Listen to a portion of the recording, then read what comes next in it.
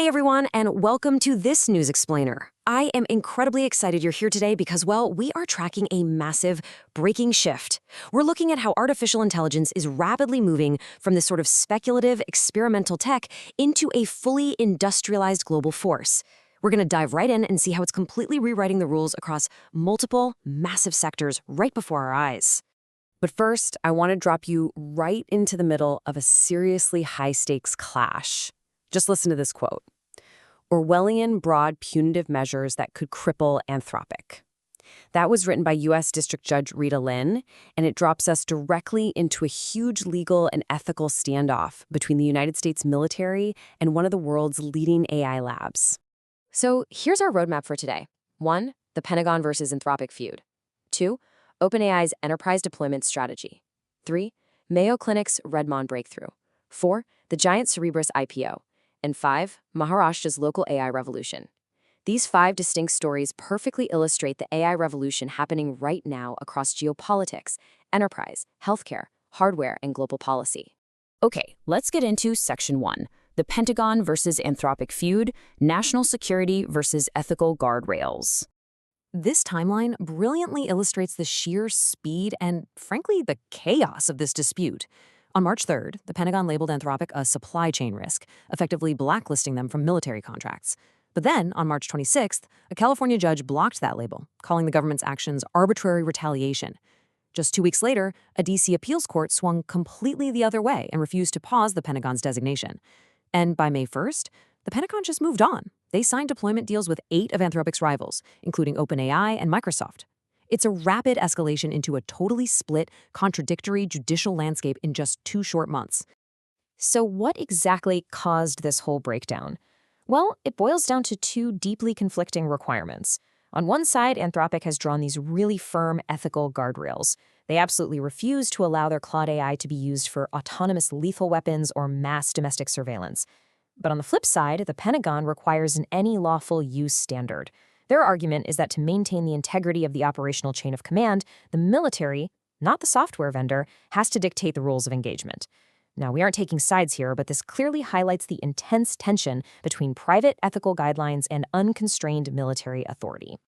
Moving smoothly on to number 2, OpenAI's enterprise deployment strategy, the $10 billion Deploy Co. $10 billion. That is the staggering pre-money valuation for an entirely new joint venture called DeployCo. This isn't just about making a slightly better chatbot. This is OpenAI creating a massive vehicle to completely bypass traditional software sales cycles, all so they can embed their tech directly into the global economy. What's truly fascinating here is how this deal is actually structured.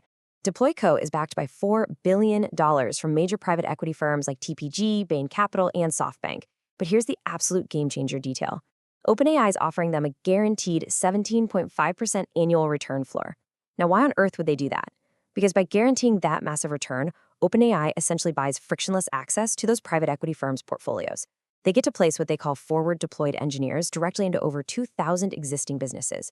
We're talking healthcare, logistics, finance, literally hardwiring their AI into these companies before a competitor can even think about sending a cold email. All right, number 3, Mayo Clinic's Redmond breakthrough, AI detects pancreatic cancer 3 years early. Let's transition away from all that corporate giganticism for a second and get back to a real emotional core. Researchers at the Mayo Clinic have validated an AI system called Redmond, which stands for Radiomics-Based Early Detection Model.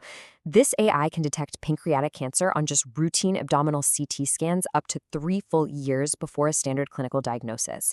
It does this by spotting these incredibly faint, subvisual biological changes in tissue texture that are completely invisible to the human eye. Let's walk through this data because, honestly, the comparison here is staggering. Overall, Redmond's pre-diagnostic sensitivity is 73%. That's compared to roughly 39% for human specialists without AI assistance. But the absolutely crucial point here is that second row. Look at scans taken more than 24 months before diagnosis. The AI's sensitivity is 68%, while human specialists catch only 23%. So the AI is nearly 3 times more accurate at finding these tumors more than 2 years out. For a disease where your survival depends entirely on catching it early when it's still curable, this is literally a life-saving game changer. Which brings us to number 4, the giant Cerebras IPO, the hardware foundation of the AI boom. Now, think about the logic flowing into this next segment. To run predictive, life-saving models like RedMod across millions of patient scans, or to scale those enterprise tools across thousands of companies like OpenAI wants to do, you need an unimaginable amount of computing power. Traditional AI hardware usually relies on networking a bunch of smaller individual GPUs together, but the problem there is that moving data between those chips creates latency, or lag. Cerebras Systems is stepping up and directly challenging NVIDIA's dominance with the WSE3. Instead of small networked chips, they build this massive, monolithic chip the size of an entire silicon wafer. It packs an unprecedented 850,000 AI cores onto a single surface, which essentially eliminates that data movement lag entirely. It's wild. And as you've guessed, the market is responding super aggressively to this hardware innovation. Cerebras nearly doubled its revenue from 2024 to 2025, swinging right into profitability. And now they're targeting a massive $26.6 billion IPO. So what's driving all this momentum?